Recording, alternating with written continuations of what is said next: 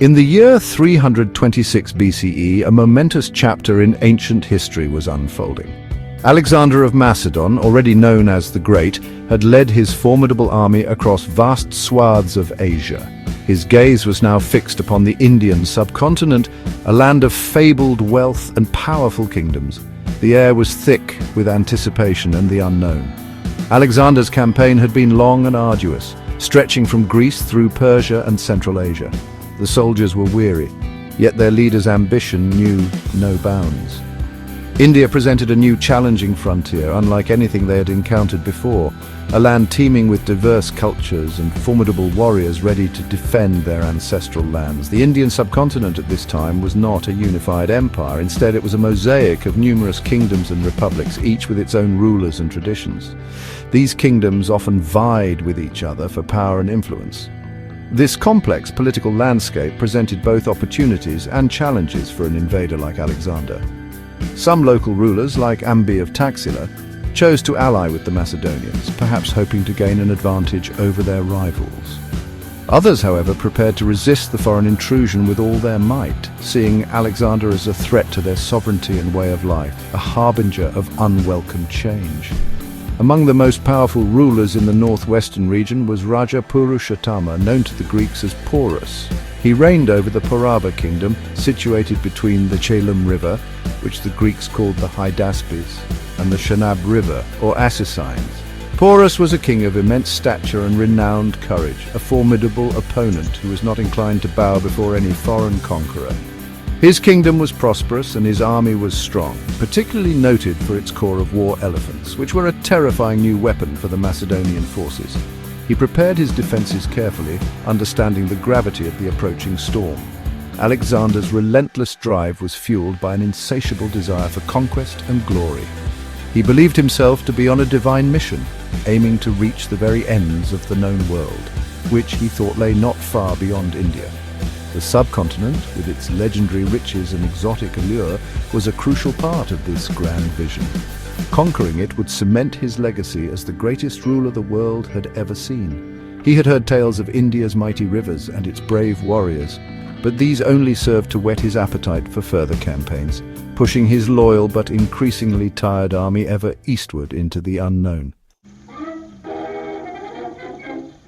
Alexander III of Macedon was no ordinary commander. He was a military prodigy. Schooled by the philosopher Aristotle, he inherited the throne from his father, Philip II, at a young age. Philip had already created a highly disciplined and effective army, which Alexander then used to carve out one of the largest empires in ancient history. His strategic brilliance was matched by his personal bravery, often leading his troops from the front lines. He had successfully campaigned through Asia Minor, Egypt, Persia, and Bactria, seemingly unstoppable. His reputation preceded him, striking fear into the hearts of many, but also inspiring immense loyalty among his soldiers, who had followed him across continents. Alexander's primary motivation was the expansion of his empire and the Hellenistic culture. He envisioned a world united under his rule, where Greek ideas and customs would blend with those of the conquered peoples. Reaching the ends of the world, often identified with the mythical river ocean, was a powerful driving force. India, in his perception, was one of the last great frontiers to be subdued before this goal could be realized.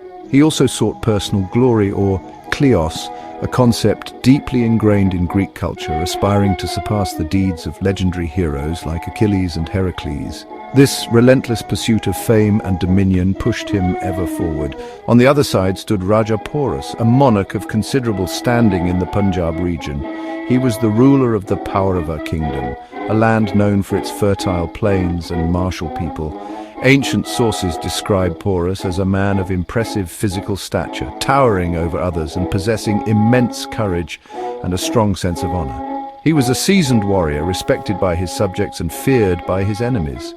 Unlike some other local rulers who chose to submit to Alexander, Porus was determined to defend his kingdom's independence and dignity. His resolve was a testament to his character and his commitment to his people.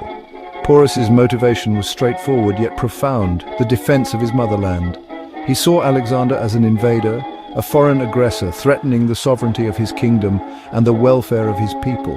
His duty as a king was to protect his realm from any external threat, and he prepared to meet Alexander's challenge head-on.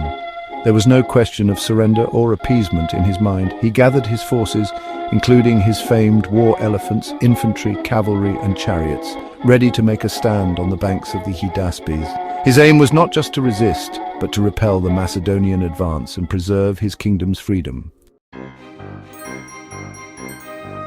The stage for this epic confrontation was the western bank of the Hydaspes River, known today as the Jhelum River in modern Pakistan.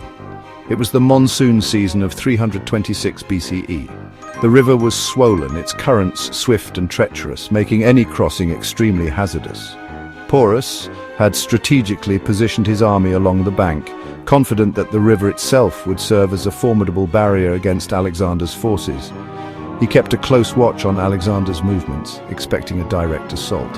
The weather conditions were challenging, with heavy rains further complicating the military logistics for both armies, adding an element of unpredictability to the impending clash.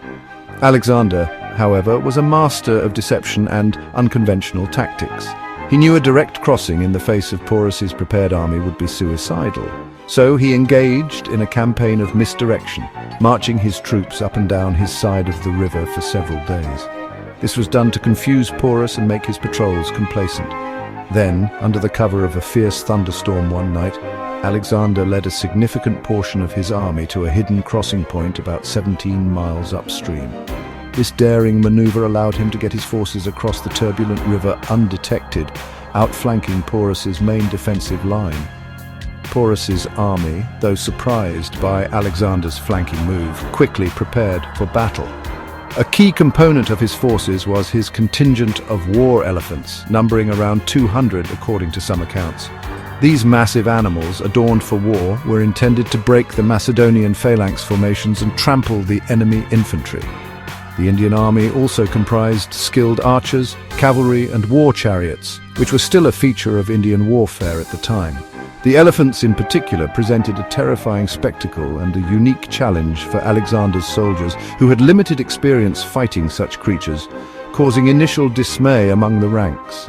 The battle that ensued was ferocious and bloody, one of the hardest fought battles of Alexander's entire career. The Macedonian phalanx, with its long sarissa pikes, struggled against the charging elephants. The elephants, when wounded, sometimes ran amok, causing chaos among both Indian and Macedonian lines. Alexander's archers and javelin throwers targeted the mahouts, the elephant riders, trying to bring the great beasts under control or turn them back into the Indian ranks.